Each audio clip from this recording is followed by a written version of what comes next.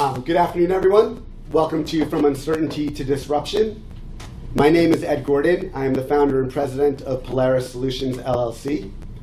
For over 17 years, I've worked in the GovCon industry supporting both large and small firms in a variety of roles, spanning project management, modernization efforts, technology integration, and growth. Along the way, I've led over $700 million in new business and recompete wins while maintaining near flawless execution across multiple contracts. But the accomplishment I'm most proud of can't be measured in dollars. It was February of 2020, and I was leading the Federal Retirement Thrift Investment Board program. For those who might be unfamiliar, that's the federal retirement plan for all federal civilian employees and military members. It provides a 401k-like benefit to roughly 5 million participants, making it the largest defined contribution plan in the world, which at the time had over $500 million in direct assets. Their mission was to operate the plan in the best interest of participants and beneficiaries. Our role was to provide call center, mail center, and operation support. That meant handling everything from death benefits and legal processing related to divorce or child support, to ensuring contributions were properly allocated, to supporting loans and withdrawals as well. February 20 was the moment when COVID was really first being understood. The full impact was first being realized. It was obviously a really scary time. We were in the middle of a once-in-a-generation disruption. Deaths were starting to rise, rumors were swirling about what was going on, and uncertainty was everywhere. While performance hadn't yet been disrupted on our contract, the risk was clearly building. Up until that point, we had always met our SLAs operating entirely on premise, but it was clear that wouldn't last. Employees would soon be unable to come to work, volumes would rise with death and other financial uncertainty driving demand. If we wanted to continue delivering excellent customer service and timely benefit payments, our solution would have to change. A remote option was needed. Keep in mind, this wasn't any on-premise operation. Like all financial institutions, it was a highly secure, tightly controlled environment. Privacy was paramount, as we were dealing with the most sensitive information of federal employees and military members, often during some of the most sensitive moments of their lives.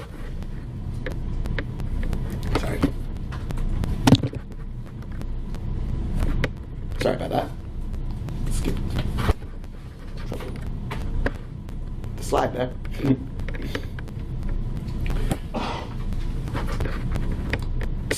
Sorry about that. So how did we navigate that period successfully? Well, we did it because our people, our processes, and our portfolios were aligned to the outcomes we existed to serve. That alignment didn't just allow us to continue supporting participants and beneficiaries with timely payments and service.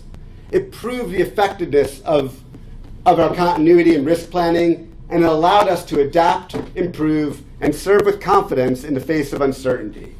It built resilience, and ultimately, it contributed significantly to that $700 million in growth. For those, you might realize I have a lot of passion about this topic, and that's really where the passion comes from. It's what drives me. I know the win-win-win that exists when you get alignment right.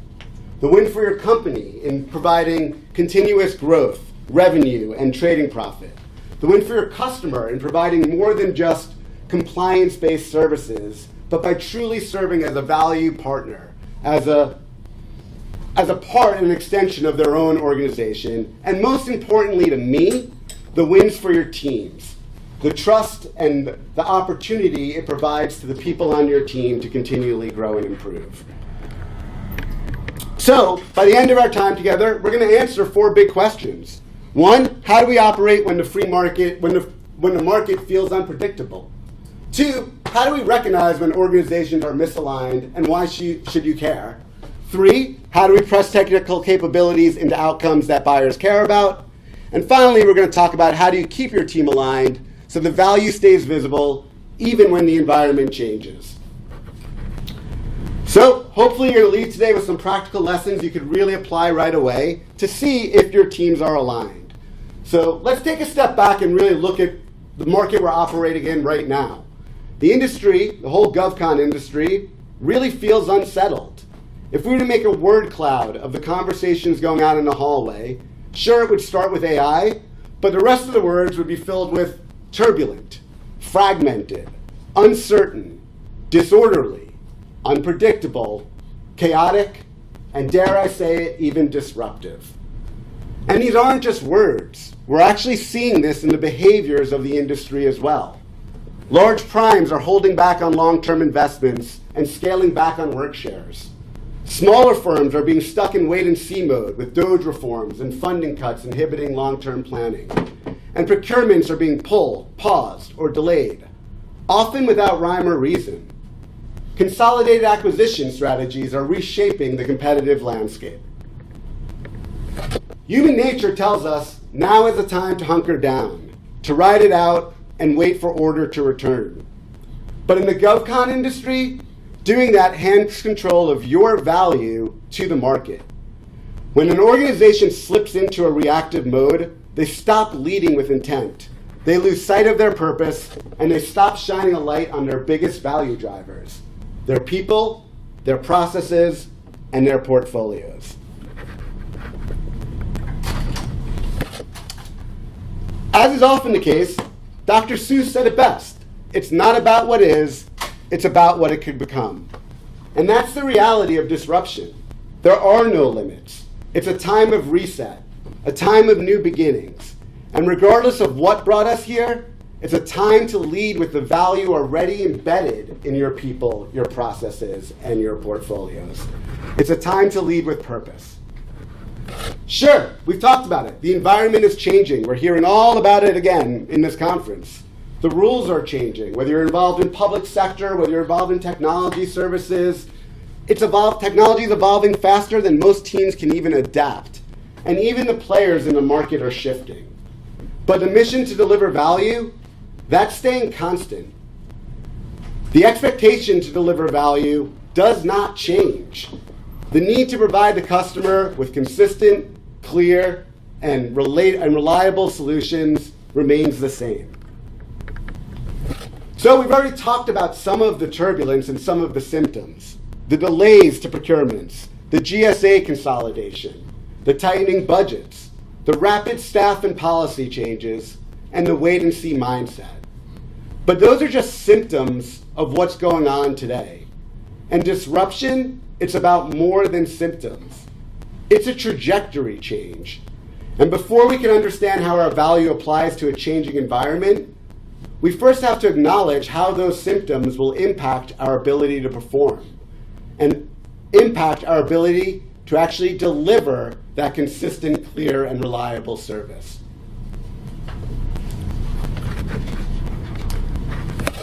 So let's take a little closer look at that. What does it mean when the symptoms change?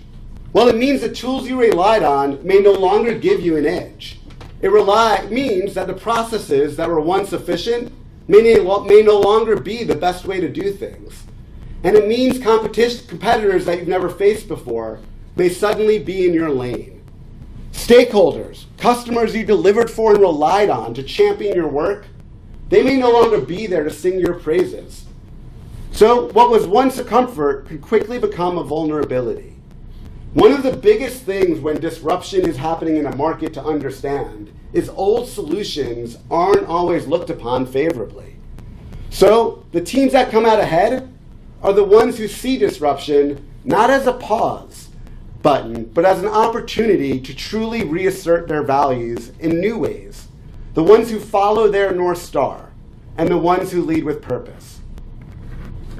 But before we talk about why alignment matters, let's really be clear on what I mean by misalignment. What does it mean to no longer lead with purpose?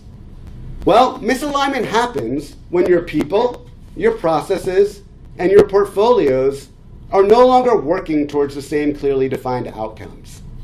A proactive organization, they are mission-driven, and that's one of the main points I want everyone in this room to walk away with.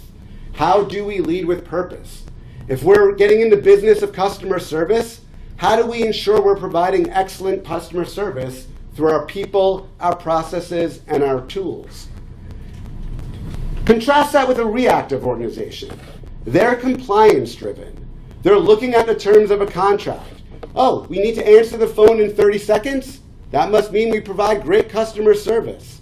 They might meet all their SLAs, but they're not serving their larger purpose. So, again, purpose is why an organization exists. For those of you who either own your own company or are working for part of a larger organization, all of us, those companies started with a purpose. They saw a problem in their industry, and they said, we want to help fix that problem. That's what we mean by purpose. Again, Drupal, let's put it in the context of Drupal.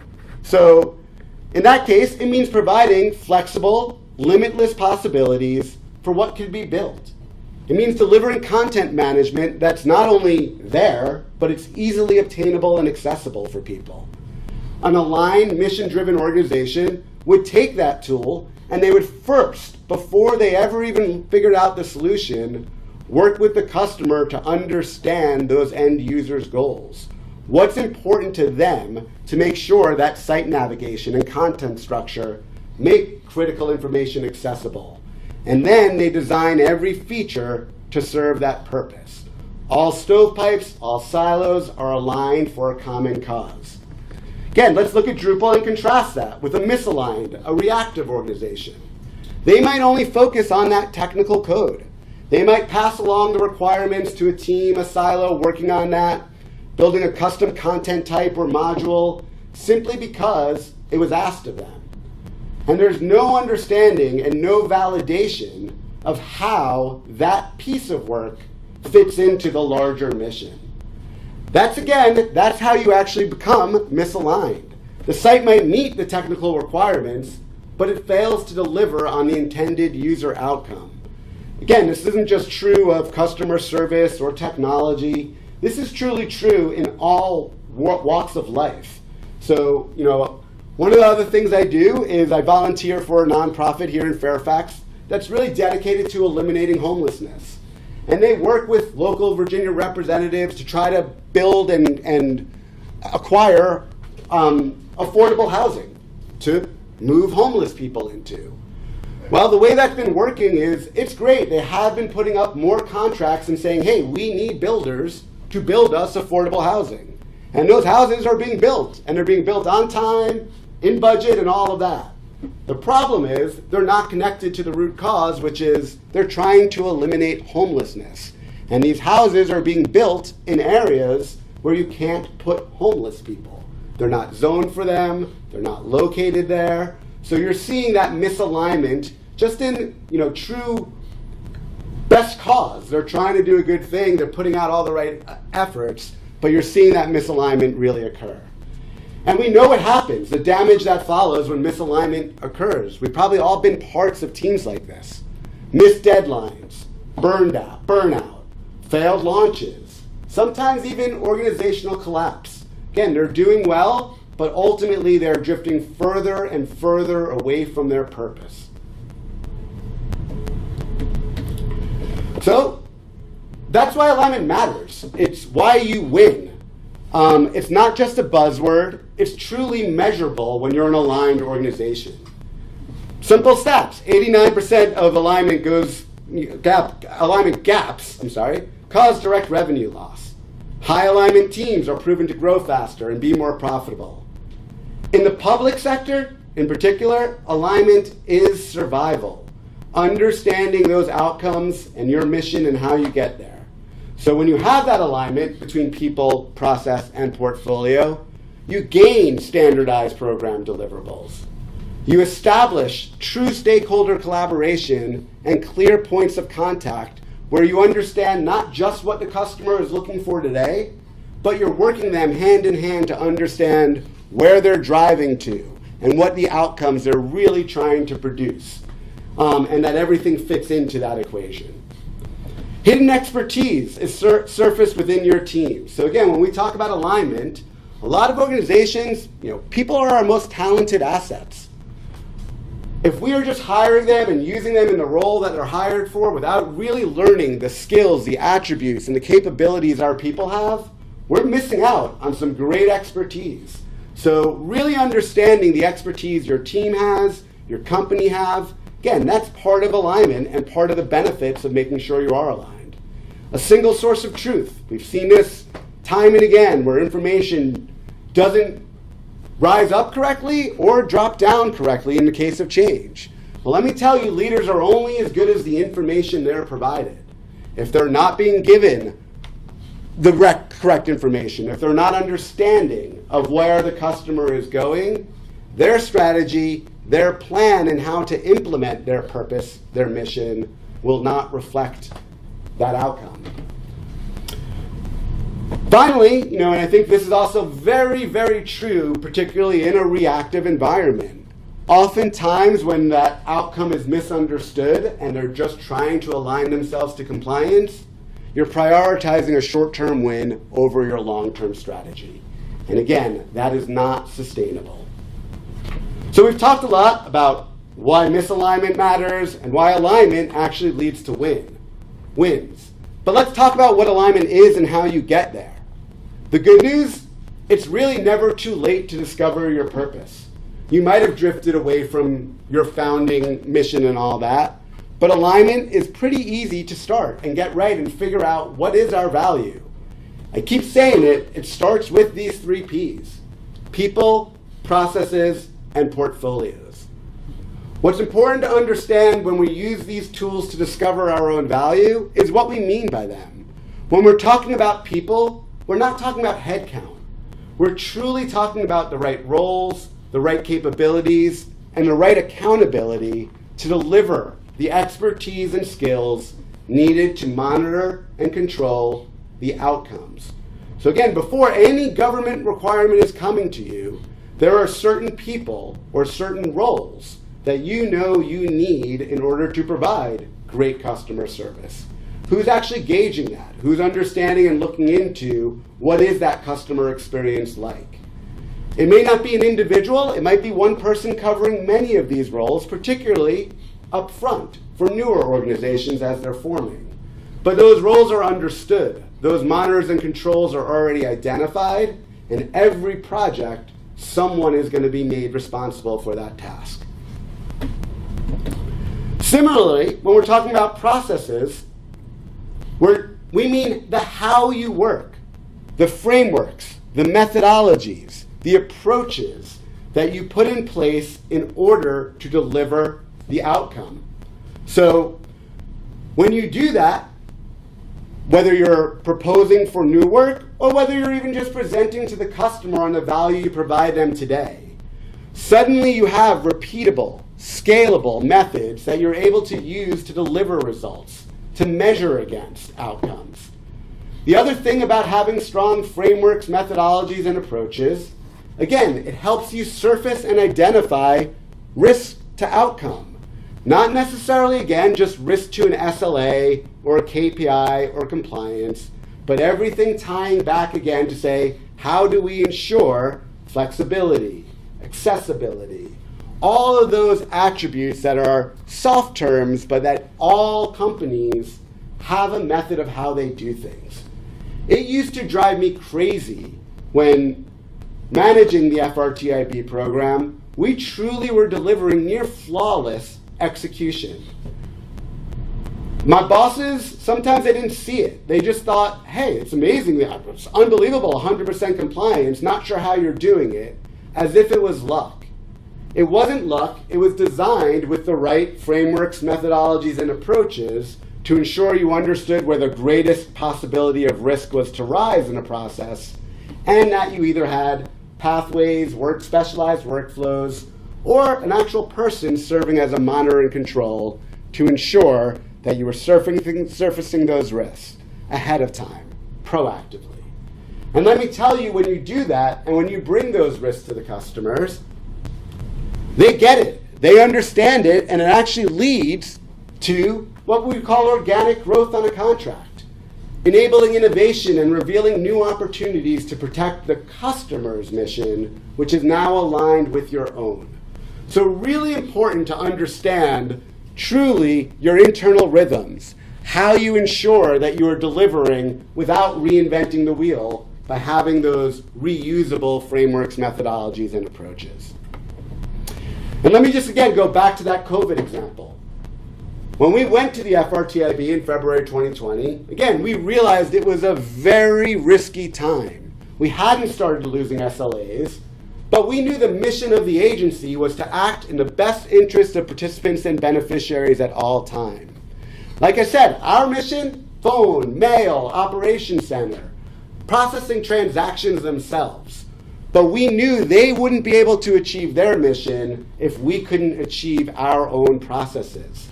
And without people, we would never have been able to do that work. So by going to them, by surfacing that risk in early March of 2020, we were able to work collaboratively with the agency to adopt a fully remote solution within a month.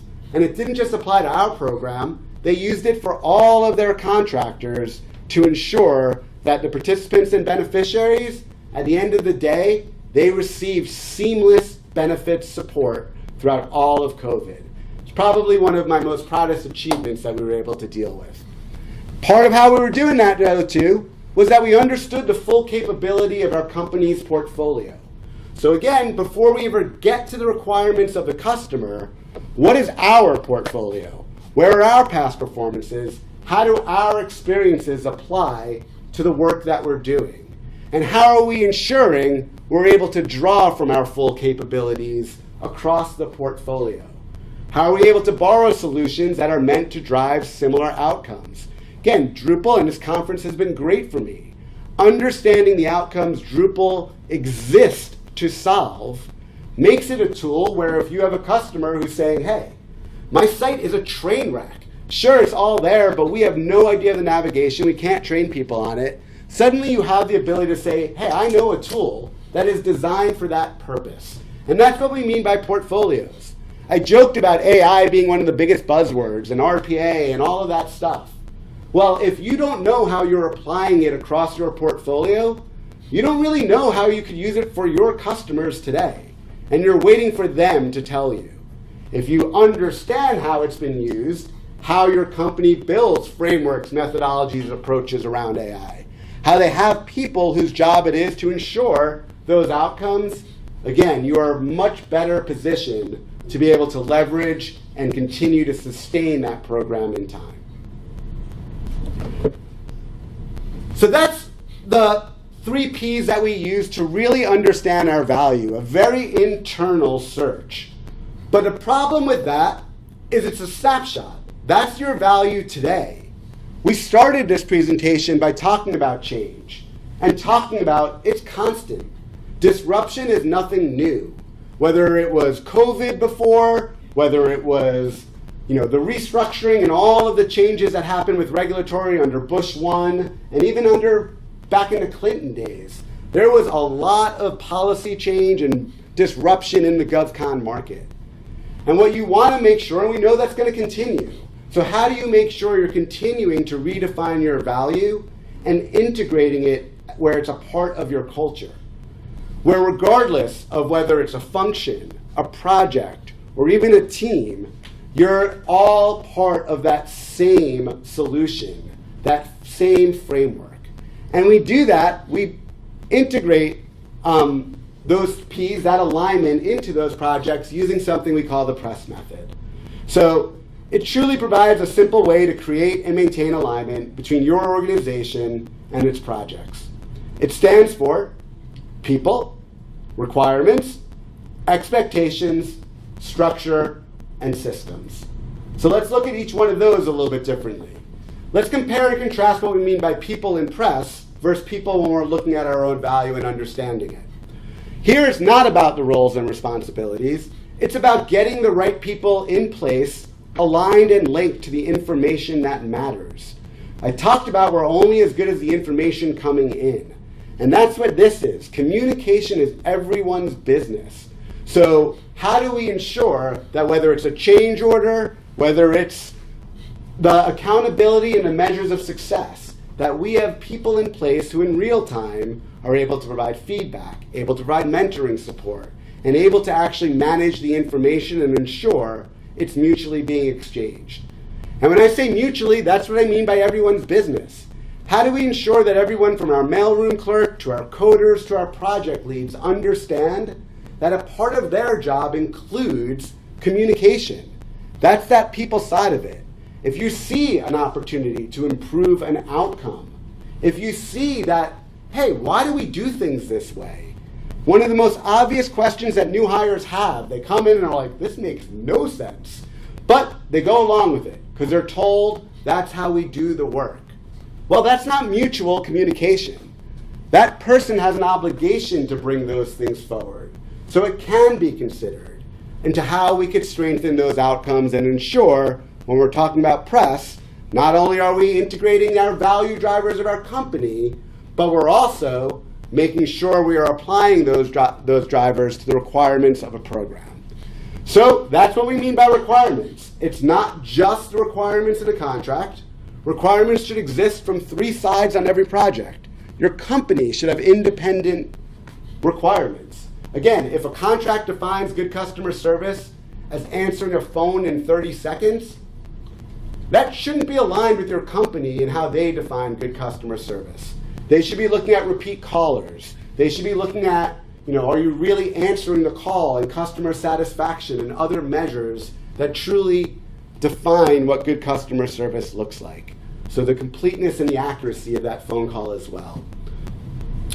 But it is also important that you're micromanaging those frameworks, methodologies, and approaches to meet the requirements of the contract as well. So how are you ensuring you're putting in those monitors and controls in those necessary areas to ensure you're at minimum going to reach the compliance, but again, the people are using that compliance as a measure of the overall value. For requirements, for expectations, that goes beyond what we just talked about. It's not just the people. It's not just the requirements. Those are tied to the clear measures of success. Great, I'm in a role. I understand my role is to monitor and control this. I understand my role is to communicate. But without a measure of success, no one really knows what good looks like. Without templates to enable that work, no one really could be as fun. You're not learning from experience. So how are you also showing that part of the expectations is we expect you to be better on day 365 than you were at day 1, to have more of that understanding. And again, that's done by creating objective measures of success. It's saying, hey, you might do 30 claims a day in a processing environment, and maybe that one does 10. Well, we're going to actually figure out what is the average and what is good that allows us to meet, going back to micromanaging the process, the requirements. That's what we need to be. We need to make sure we're always meeting the requirements, but also being able to identify, and this leads right into structure, who are our superstars? Who are the ones who go way and above beyond those requirements? Whether it's in accuracy, whether it's in quality, or whether it's in productivity. Who are those all-stars that we could then go to as roles open up and say, hey, we see that you have this ability to process claims accurately or more timely. What is it about the way you're doing things? Is it a system? Is it something that you're introducing in just your own work matter, the way you review a form, the way you're reviewing code? What tools are you using? How do you have a structure that not only is good for today, but enables the work you're doing? So again, you're learning from experience, delivers what you need to today, but also provides that sustainability of growth and opportunity for your people. How are you showing them that this is actually a career, not a contract? When we're pressing this into our teams, we want people to understand that we're building this for an outcome, which doesn't end in 5 years or 3 years or whatever the term of your contract is. We want to build a structure that's sustainable into the future as well. And finally, when we talk about systems, again, it's actually saying, okay, great, we have all we need in place to be successful today, but how do we ensure we're delivering that value in a secure manner? How do we ensure we're learning from it and understanding quantitative analytics and where there's opportunity and trends to implement process improvement, or targeted implementation of technology to enable the mission and the outcomes? So that's what we really mean by the press method. It ensures your capabilities translate into the outcomes the buyers care about. It's how you move from saying we meet SLAs to proving we solve problems that matter. So interestingly enough, I talked about how on the FRTIB program, part of what really helped us during COVID and as it was rising was our alignment. Not only the understanding of the work we did, what it was meant to achieve, and our people and our processes and all of that, but we truly were plugged into what the customer was trying to achieve at that time, which was how do we make sure we're maintaining seamless participants, benefits during a very unpredictable time.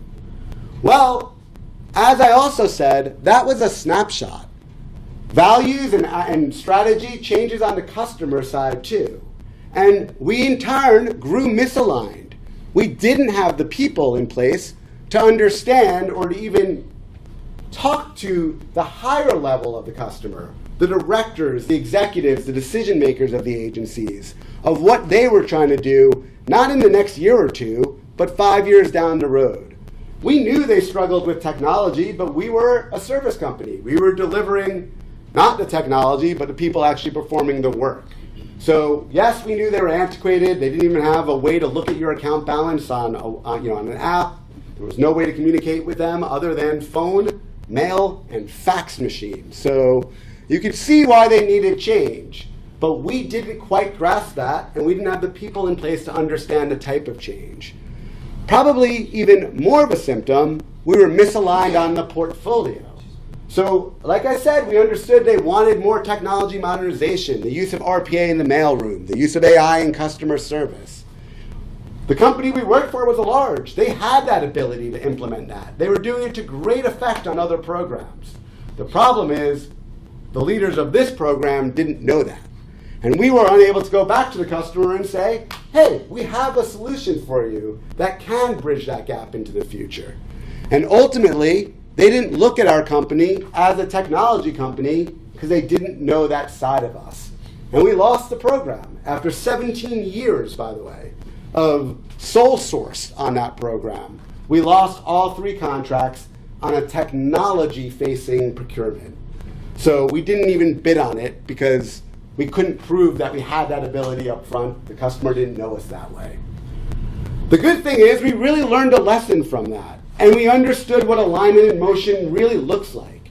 How you have to marry up the press and the P's in order truly to gain the benefit. And what that looked like, we were able to then say, hey, we do understand this work and the outcomes, and now, because of a loss, we understand the capabilities of our company. We understand our portfolios. We understand where our people need to be structured in order to ensure that if we win new work, we're not losing sight of the end goal. And we were able to take all of that knowledge, and without having never even met the customer, we were able to actually bid on with the team resources themselves, the people doing the work, on the federal pension protection plan. So it's called PBGC, Pension Benefit Guarantee Corporation, and what they do is they insure private companies' pension plans in the event of bankruptcy or they're unable to pay it. So most of you have probably heard of Sears. They were one of the largest companies in recent years that had a pension plan available to all of their employees. It was insured by the federal government, so when Sears went bankrupt, those benefits continue to be paid to those employees, but now through the federal government. Same kind of work, phone center, mail center, operation center, doing all of that. And we were able to take all of that knowledge and our mission, which at that point now was, how do we ensure that participants and beneficiaries are prepared and understanding of their benefit? How do we ensure timely and accurate benefits payments? How do we ensure that we provide excellent customer service? And we did that in our proposal, and were able to win at the time a $204 million T&M piece of work.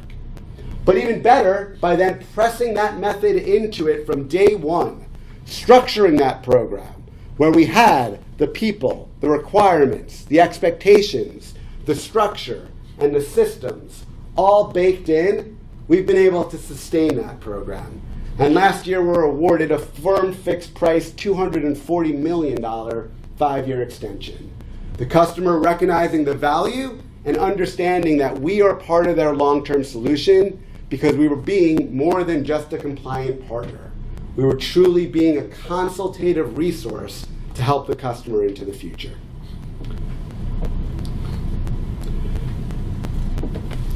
So, I want that to serve as an example of truly what happens when mission, strategy, and value are all aligned through your people, portfolio, and processes. And then press is all aligned through your program governance and organizational design. That's what alignment in motion means. It means learning from your gaps, making the hard changes, and ensuring that your people, processes, and portfolios are not just present, they're in sync and moving forward toward the mission, even in the face of change. So how do you know if you're aligned? Well, you audit it. Pretty simple. Ask yourself, are we surfacing risk early, or are we reacting to it? Are our people clear on what success looks like? Are our processes, frameworks, methodologies, and approaches, are they designed to just meet compliance, or are they designed to enable outcomes? Does your portfolio reflect where the market is going, or just where it's been? Again, really important to understand that part of it. Make alignment a measurable, trackable part of your performance through metrics, through program oversight, through deliverables and defined deliverables themselves. A simple exercise to try, and you could do this with yourself, you could do this with your teams, is really start with a mission. Think of what your purpose and your role is. When you're thinking about it, are you aligning it to a customer requirement? Are you aligning it to an SLA, a production standard? Or is your mission something larger? Are you aligning it back to an outcome? If you're doing the former, if you're aligning it to a performance metric, you're probably misaligned. People are just truly doing a job in that case. They're not performing a service or an outcome or adding to your value.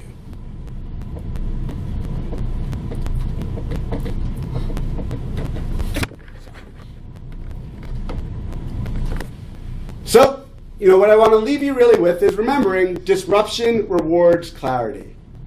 In turbulent markets, if you take nothing else away today, take this. Act today. The opportunity is out there. If you understand your value, if you understand how it aligns to the things we know the government is most interested in solving right now, how to implement innovation in AI and technology into live operating environments, not just sell the bells and whistles and say we provide it, how to drive efficiencies in customer service into a process so that you're truly delivering value back to the customer and learning from that experience and moving away from sort of these T&M models that truly promote static in a contract. These are the things that I really want you to take away with. In these environments, buyers look for partners who show they understand the mission and can execute it, no matter the fog, no matter the conditions on the ground. If you could articulate your value in simple outcome-driven terms, if you could talk about it through people, process, and portfolio, if you could prove it through people, requirements, expectations, systems, and structure, well, you will stand out. You will differentiate yourself in this environment today where most of our competitors are just sitting back in a wait-and-see moment right now, waiting to see when procurements start coming back out and the spigot loosening. We're all starting to see it. It's starting to happen, but that's the reaction. Now the company, this is how I fit. We shouldn't be waiting for these moments. You should have that understanding where you're leading those conversations. When you're talking to the customers and saying, hey, I know you lost these people. I know there's been a policy drain on the agency. I know that subject matter expertise is gone, but here's how we could actually do that today for you. Here's how our solution drives those outcomes. The point of all this is pretty simple. You can't control the market. You can't control the policy shifts. You can't control the acquisition reforms. But you can control how aligned your team is to the outcomes that matter most. If you do that, you're not just weathering the storm, you're navigating it. You're using your North Star as a guide going forward.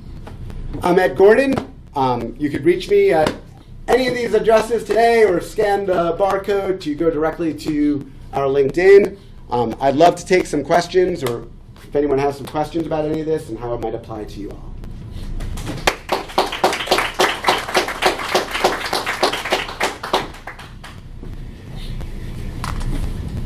Sure, let's go back there. Thank you for the opportunity to be here. I appreciate your presentation. Let's say it's 2020 and Mr. Gordon is really new agency and doesn't have that extensive portfolio and team and processes figured out. What are your tips for the new agencies, those that are started this path that you have taken? So for new agents, is that what you're saying?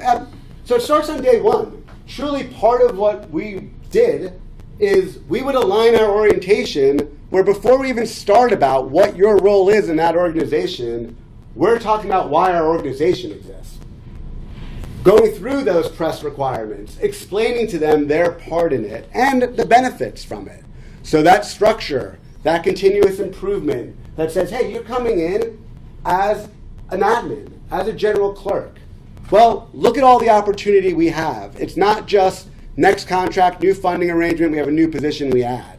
It's showing them that by leaning in and adopting these practices, we're going to be creating opportunity for them, but it's also part of the expectation, like I said.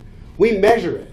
So again, we may not know all the measurements to your point, maybe we don't know all of those triggers and all of the monitors and controls we need, but we certainly know the core elements of customer service in that case. So whether that's empathy and training on that and leading with that and measuring that, or whether that's consistent and accurate information, how to ensure they're doing that.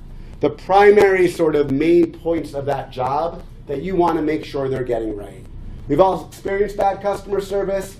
We also know we're much more forgiving of bad customer service when it's acknowledged, when it's known, when it's saying, I'm sorry I've kept you on hold so long, oh, give me a minute. So just putting those things into the process up front, but truly it's built on trust. That doesn't happen on day one.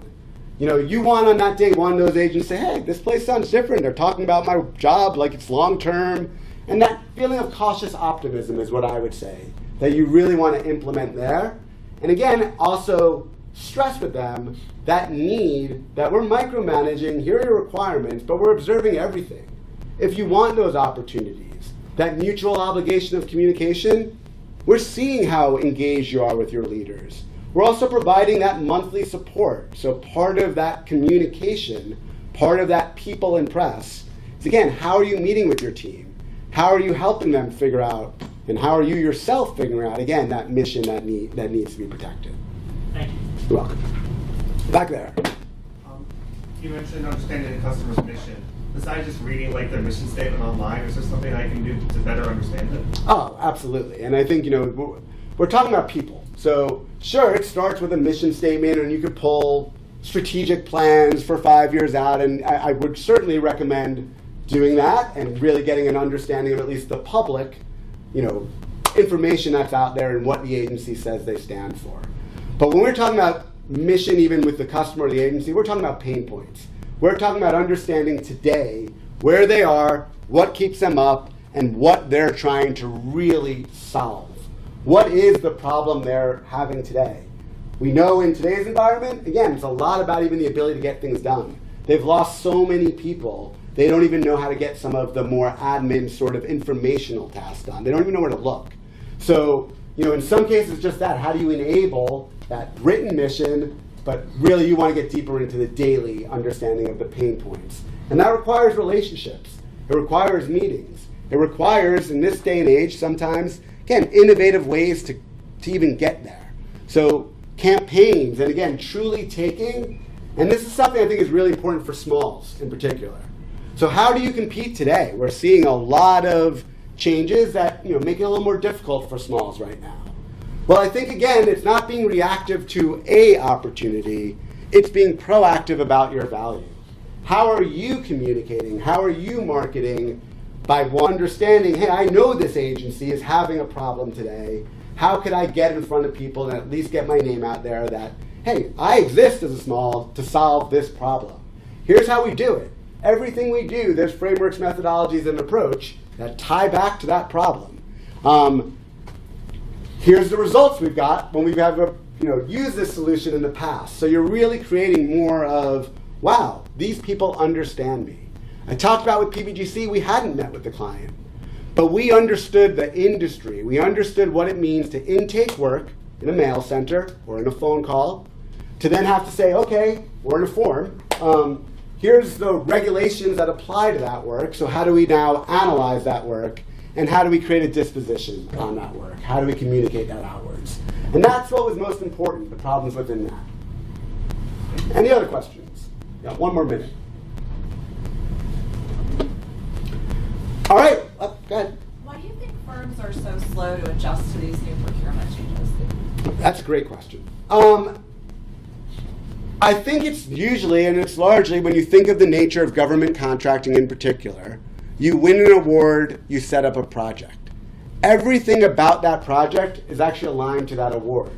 You are losing sight of your company sort of mission and value as well. So when you're looking at key personnel, it's defined in the contract. When you're looking at how to staff that, it's based on numbers. And everything is then aligned to that contract.